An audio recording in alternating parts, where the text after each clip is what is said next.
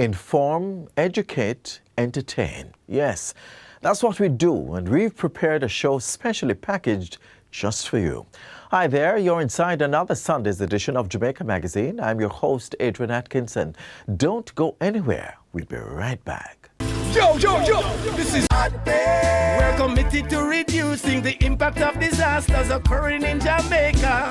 We're ever ready to assist you before, during, and after a disaster. But everybody have a role to play, so make we work together and follow the plan. Whether rich or poor or where you come from, hurricanes affect everyone, so be prepared. Prevention is better than cure. Be prepared. Listen to ADPEM. A message from the Office of Disaster Preparedness and Emergency Management. On Get the Facts this week, we talk road safety.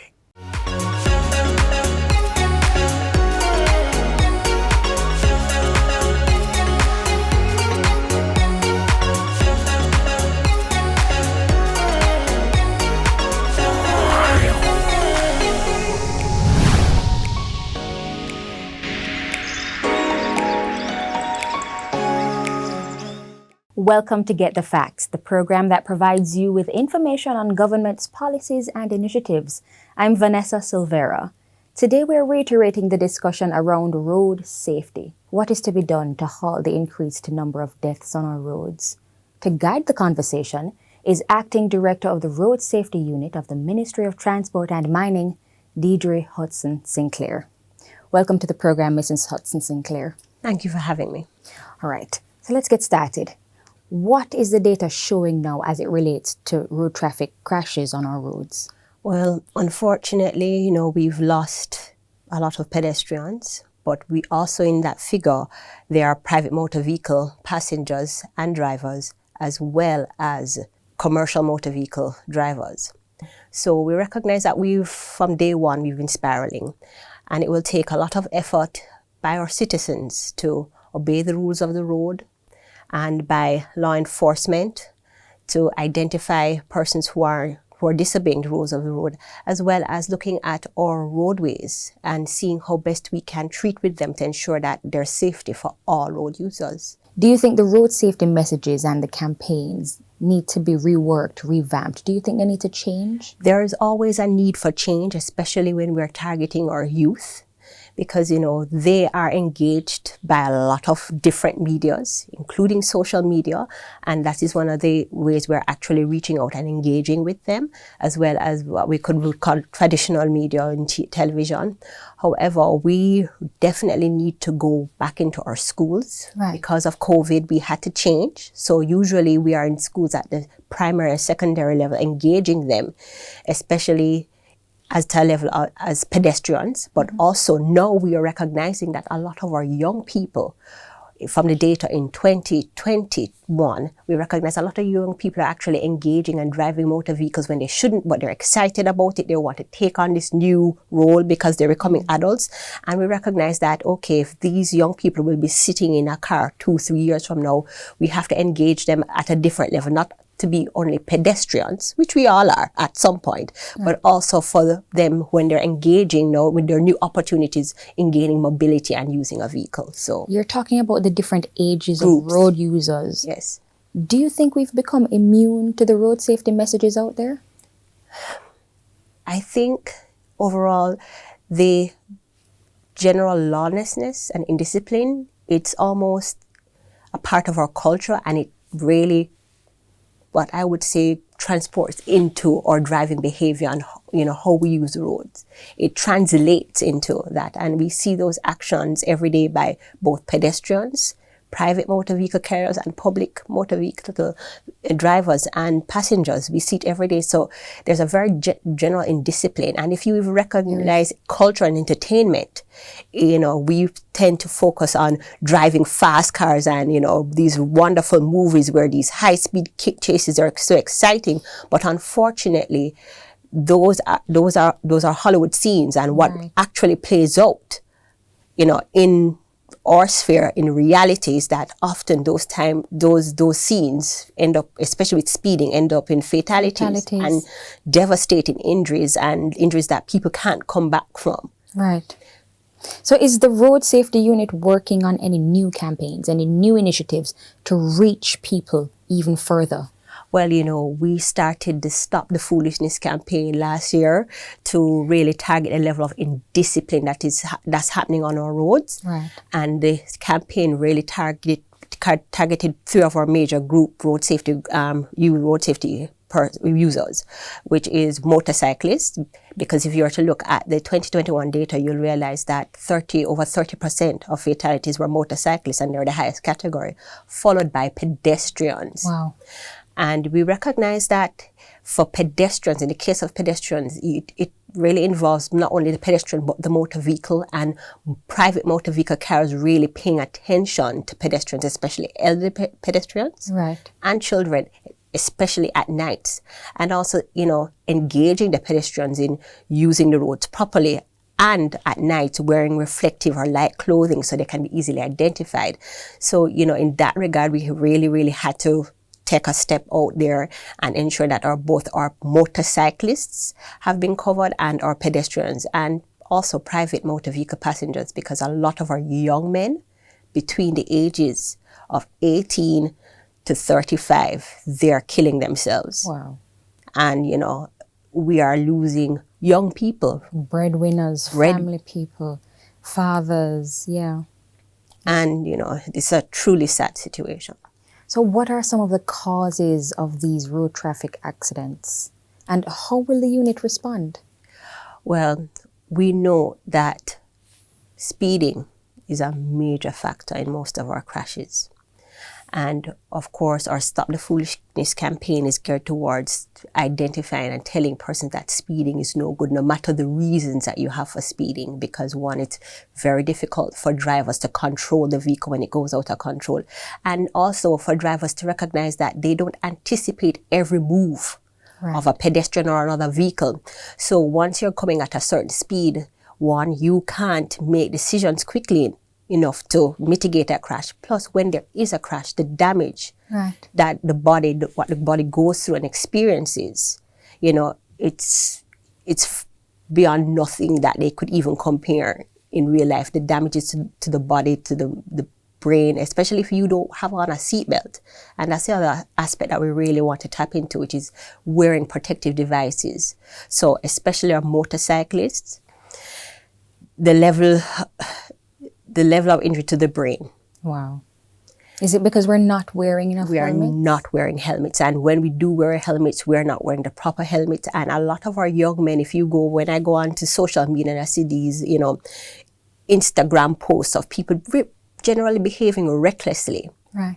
And they're driving, operating motorcycle recklessly on roads that are riddled with potholes, doesn't have a barrier between them and going over to the other vehicle that could be oncoming vehicle. Right. And you wonder, okay, what, in terms of our culture of risk-taking, have we gone too far in order to get this exciting feeling? And, what are we really doing as a unit to really engage our young people to maneuver and manage the road properly and drive defensively? And that's one of some of the initiatives that we're going to embark on this year. The Stop the Foolishness campaign and others like it. Yes. But do the helmets really help? Because if you get into the collision and you fall, how effective is the helmet? Well, the truth is that motorcyclists need more than just a helmet. We focus on the helmet because, once that part of the brain, once you have damage to your brain, the survivability lessens. But there are other protective devices that motorcyclists critically need, which includes elbow pads, knee pads, shin pads. Really, the injury, when we look at the injury data to persons' legs, most motorcyclists, when they're fortunate to walk away, they usually don't walk away. They're carried away because they have so many broken bones. Their legs, most times, they've crushed both ankles, knees, and sometimes they lose their leg. We are halfway in our discussion on the need for motorists to take it easy on the road. The remainder on the other side of the break. Stay with us.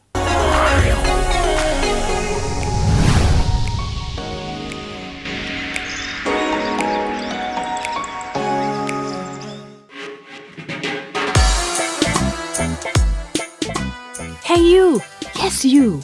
Let's go on a public sector journey together. Check your rear view and let's hit the gas. We all rely on public sector workers, from hospitals and care workers to schools, where our children get the education to fulfill their dreams, and in emergency situations when we are most in need. In turn, public sector workers are paid by us. The current compensation structure in the public sector is complex, inconsistent, and inequitable. That's about to change. Welcome to the new compensation system. The new system is simple and easily understood. It's consistent, enabling equitable application and transparency across the public sector.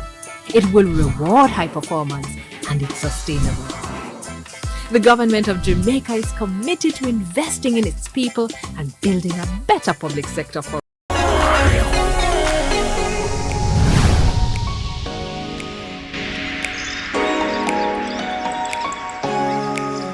Welcome back to Get the Facts. Our discussion program continues with Acting Director of the Road Safety Unit in the Ministry of Transport and Mining. Her name is Deirdre Hudson Sinclair.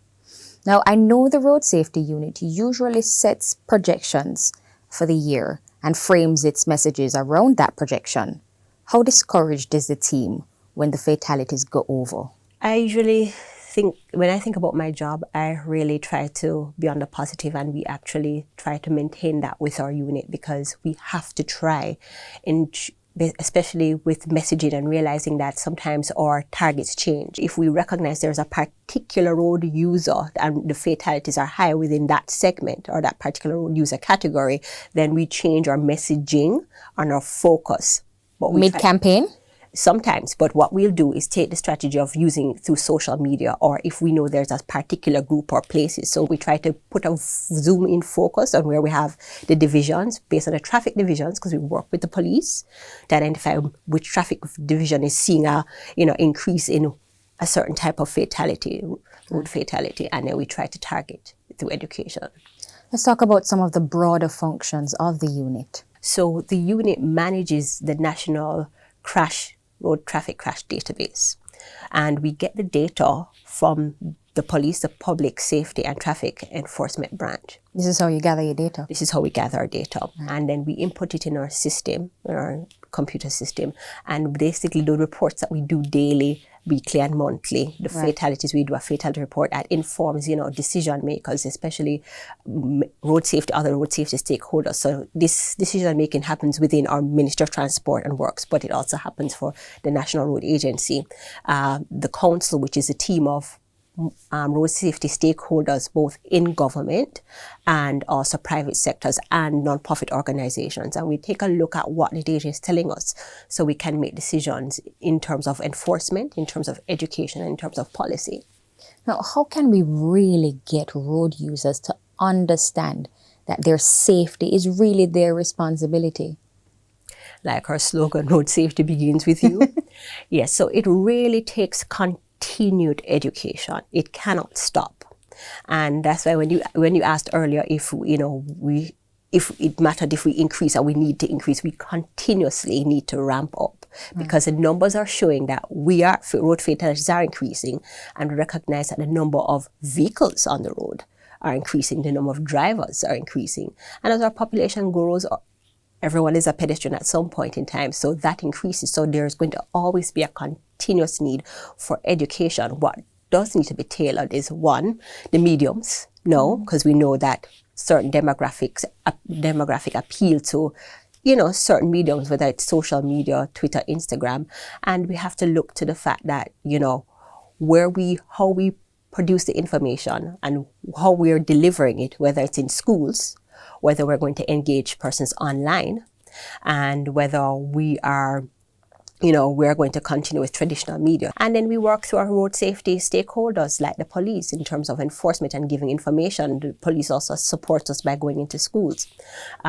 through our training with the motorcyclists, the National Road Safety Council, which includes both private partners and NGOs to help us reach into, the areas that are rural areas where, we wouldn't necessarily normally have access up in the hills, but galvanizing a team of persons who can on the local grassroots level, get these motorcyclists to come and say, hey, let's talk about it. What are you doing? What are you experiencing? You know, here's how we can help you learn how to maneuver your motorcycle safely and avoid crashes. So, you know, it all happens on various levels. What is your road safety message for road users? Well, you know, I'm asking our road users to be patient with one another. Mm-hmm. And be patient with themselves, not try and rush out. If they're late, not try to speed to get somewhere. And I know sometimes people will cut you off on the road, you get upset, you want to bad drive them.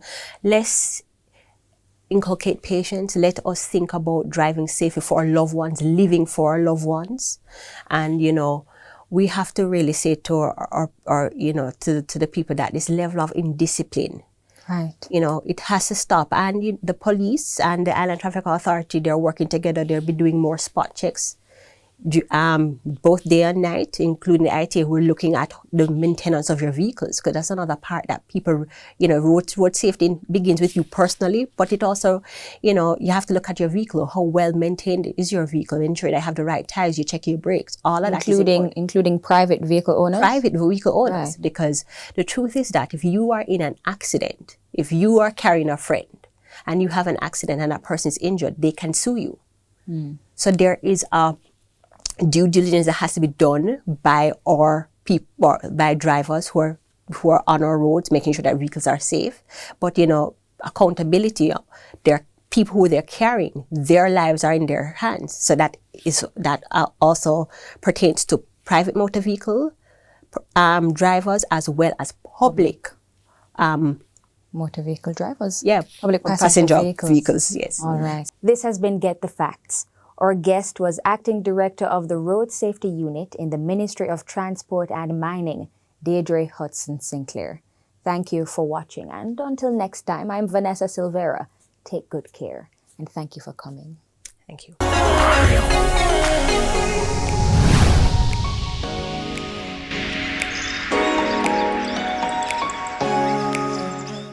No matter where in this world I go, I am a Jamaican.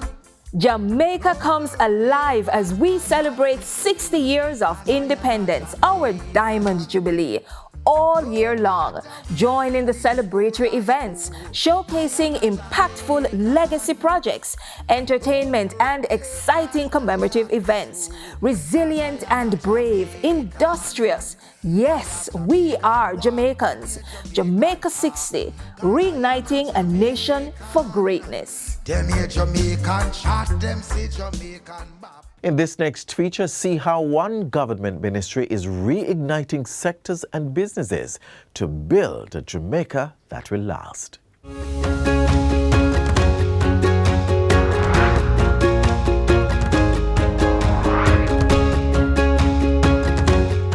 Since the onset of the COVID-19 pandemic, the creative, entertainment and sports-related sectors have been negatively affected. But steps have been taken to restore and support stakeholders and practitioners in the full resumption of these industries. Over 1,000 individuals and 73 organizations have benefited from grants totaling more than $88 million to cushion the economic fallout. The support was disbursed from a $90 million care package from the Ministry of Finance. In addition to this, a $20 million special welfare fund is being established for sports, culture and entertainment practitioners who fall in hard times. The fund will be managed by a committee led by Mike Fennell, former president of the Jamaica Olympic Association. Juliet Cuthbert-Flynn, State Minister in the Ministry of Health and Wellness, will also sit on the committee. I am engaging in discussion with the Ministry of Social Security to get funds to top up the 20 million that I've identified to provide funds for these persons who have served Jamaica and who are now having difficulty just making ends meet. The Administrator General and the Minister of Justice will be engaged to ensure that the fund is similar to that of the Coral Gardens Trust in terms of disbursement. A disciplinary subcommittee of the Jamaica Anti-Doping Commission JADCA board is being established to carry out an investigation and take appropriate action after a reported procedural failure, which cost the country an under-20 relay world record. At the April Carifta Games inside the National Stadium, the quartet of Serena Cole, Tina Clayton, Brianna Liston and Tia Clayton ran a world record-breaking time of 42.58 seconds to win the under-20 4x100 meter relay. But World Athletics has not ratified the time because one of the forerunners was not drug tested at the completion of the race on April 17. As Minister, I offer my sincere apology to the young athletes affected by this unfortunate set of circumstances for which there must be consequences. And there must be sanctions. In addition to the disciplinary subcommittee being established, all JADCA technical services staff are to undergo compulsory retraining on the rules of competition governing major sporting organizations. JADCA is also to review all procedures that would require an event organizer or body requesting in-competition testing to provide rules as well as specific and timely instructions prior to the event. Insurance coverage for athletes representing Jamaica at the national and international levels has increased. A 3-year contract valued at $38 million has been awarded for the provision of group life and health as well as for personal accident. Consultation is now at $3,500, up from $2,000, and prescription coverage is $32,000, up from $28,000. Athletes are now able to access unlimited psychological, psychiatric services as well as dietitian, podiatrist, chiropractor, massage therapy, athletic therapy, and speech therapy.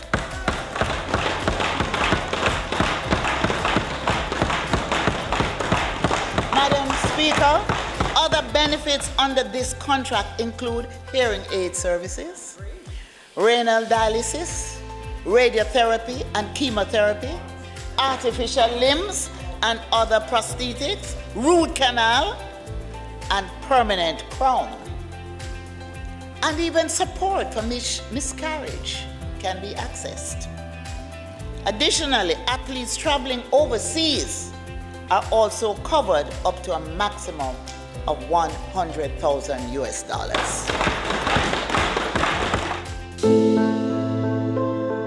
The Ministry of Culture, Gender, Entertainment and Sport is pushing to ensure that the amended Domestic Violence Act becomes a reality during this legislative year. The bill aims to give greater protection to victims and deal effectively with perpetrators. Following Cabinet's approval, a draft bill was created and submitted to the Attorney General's chambers for comments. The Ministry has received feedback from the chambers regarding the proposed amendments to the Domestic Violence Act, and we have already started crafting responses for resubmission to the chambers. Meanwhile, the ministry is also moving to establish a referral pathway for victims of gender-based violence.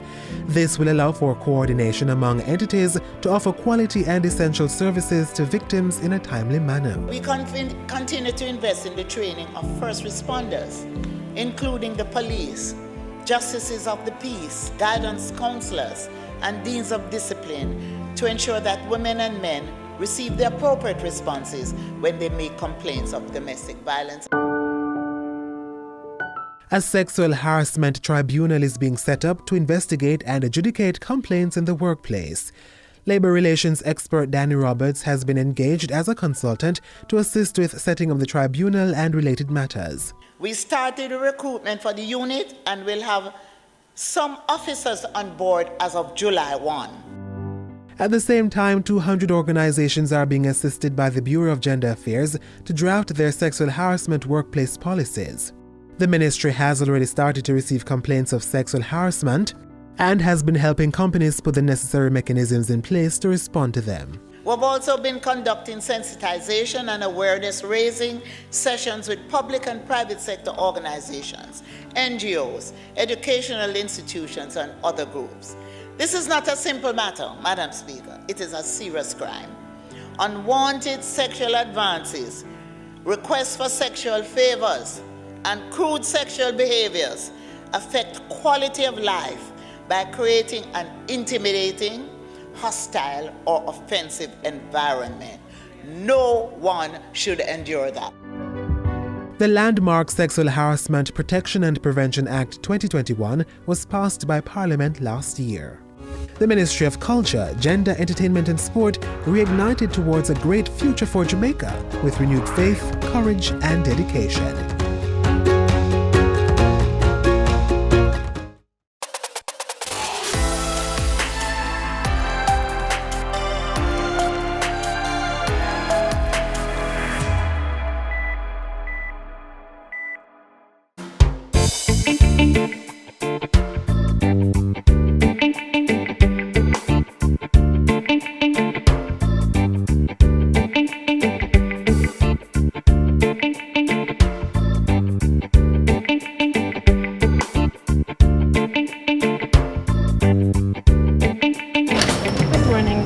Good morning, Paula. Hi, Hillary. How are you? Hi, I'm great. How are you? Good. Tell me, what are your morning rituals? Well, my personal devotion or prayers with the family and coffee. In one sentence, tell us what you do. Well, as the Commissioner of Revenue Appeals for the Division of the Ministry of Finance, I lead a team that is mandated by law to provide appeals mechanism for taxpayers to settle disputes that may arise from time to time between them and revenue commissioners. What was the most difficult decision for you this week and why was it difficult? Well, this week I had to make a people management decision that did not sit well with the rest of the team. It was difficult because it appears as if the decision was causing some people to get what they desire, which undeservedly so. But it was the right decision for the rest of the team. It was in the best interest of the team. Good morning, Stacy. Good morning, Dr. Juma. Any messages for me? Currently. All right, thanks. You're welcome. Has anyone or anything made you feel inspired lately? Yes, I firmly believe I work with the best team. Their attitudinal response to the corporate vision is just inspiring. And the way they responded, particularly over the last quarter of the last fiscal year, to get us over the proverbial line was just inspiring. What would you like your legacy to be in the public sector? I learned early in my life that I'm limited by what I think and believe about myself. And so with that knowledge, I have vowed to always keep an open mind and to push the boundaries. I've led my team that way, and my legacy will be leaving persons behind who are that open-minded and always ready to test the orthodoxy. Where's the most interesting place your work has taken you? That would have to be India. I visited India in 2000, where I learned about customs valuation. It was a very thrilling experience. I loved the food and the culture and just the atmosphere there. I would love to revisit that place one day. And before we go, can you recommend one book you think everyone should read? One book would be difficult, and so I have two. For your spiritual life, The Purpose-Driven Life by Rick Warren, and for your professional life, The Forgotten Half of Change by Luke de Berbandere. Okay, thank you so much, Commissioner. Have a wonderful day. Thank you too. You too.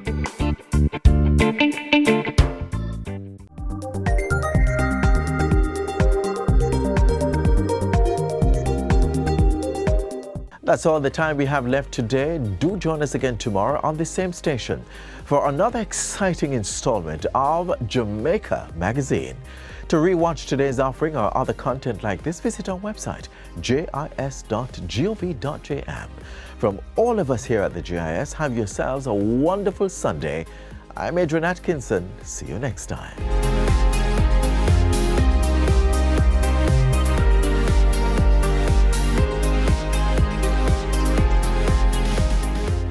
This has been a production of the Jamaica Information Service, the voice of Jamaica.